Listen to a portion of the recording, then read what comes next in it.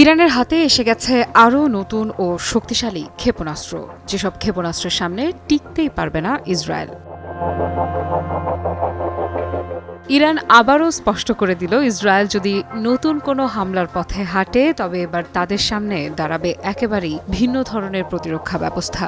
কারণ এখন তাদের হাতে এসেছে নতুন প্রজন্মের এমন সব ক্ষেপণাস্ত্র যা আগের তুলনায় অনেক বেশি শক্তিশালী ও বিধ্বংসী।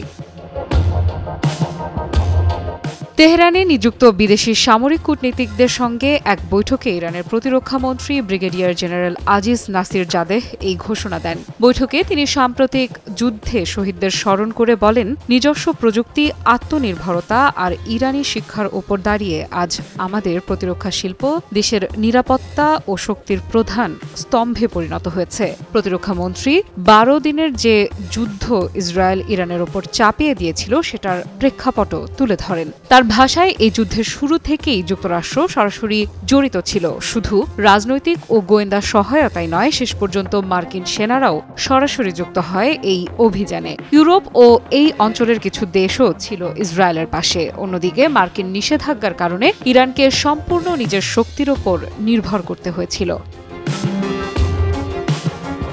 তিনি বলেন, ঠিক তখনই যখন আমেরিকার সঙ্গে কূটনৈতিক আলোচনার ষষ্ঠ দফা মাস্কাটে চলার কথা ছিল, ইসরায়েল হঠাৎ ভোরের আধারে একযোগে বিমান ও ক্ষেপণাস্ত্র হামলা চালায়। সেই হামলায় একাধিক জ্যেষ্ঠ সামরিক কমান্ডার ও বিজ্ঞানী, যারা তখন পরিবারের সঙ্গে ছিলেন, তারা নিহত হন।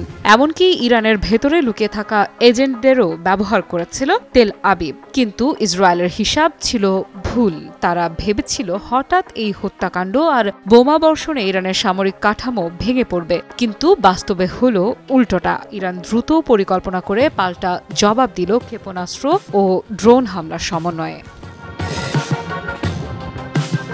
প্রথম দিকে ইরানি ক্ষেপণাস্ত্রের প্রায় ৬০% প্রতিরক্ষা ভেদ করতে পারত, কিন্তু যুদ্ধের শেষ পর্যায়ে গিয়ে এই অনুপাত বেড়ে দাঁড়ায় প্রায় ৯০%। অর্থাৎ শেষ দিকে নিক্ষেপ করা প্রায় সব ক্ষেপণাস্ত্রই লক্ষ্য ভেদ করে, যা ইসরায়েলের প্রতিরক্ষা ব্যবস্থাকে কার্যত ভেঙে দেয়। এই যুদ্ধে প্রথমবারের মতো ইরান ব্যবহার করেছে ফাত্তাহ, সাজিল আর খাইবার শেকন ক্ষেপণাস্ত্র। একের পর এক নিখুঁত আঘাতে পাল্টে যায় যুদ্ধক্ষেত্রের সমীকরণ। প্রায় ১৫০টি লক্ষ্য ঠিক করেছিল ইরান এবং সবকটি সফলভাবে ভেদ করা হয়। ওদের স্বপ্ন পূরণে পাশে থাকতে পেরে আমরা গর্বিত। প্রতিরক্ষামন্ত্রী নাসির জাদেহ জোর দিয়ে বলেন, ইরানের লক্ষ্য ছিল একেবারে সামরিক অবকাঠামো। তারা ইচ্ছাকৃতভাবে বেছে নিয়েছিল দখলকৃত ভূখণ্ডের বিমান ঘাঁটি, গোয়েন্দা কেন্দ্র, গবেষণা প্রতিষ্ঠান যেমন ওয়েজম্যান ইনস্টিটিউট, বেয়ারশেভার কমান্ড অ্যান্ড কন্ট্রোল সেন্টার, মোসাদের সদর দপ্তর এবং প্রতিরক্ষা মন্ত্রণালয়। অন্যদিকে ইসরায়েল টার্গেট করেছিল বেসামরিক মানুষকে, কমান্ডারদের পরিবার, বিজ্ঞানী, নারী, শিশু, হাসপাতাল, মিডিয়া কেন্দ্র, এমনকি কারাগার পর্যন্ত।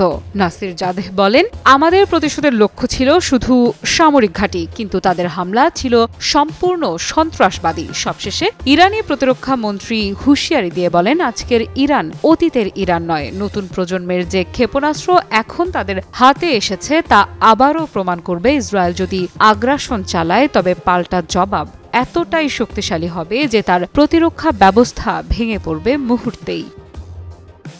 আফ্রিদা ইফরাত, নিউজ 24।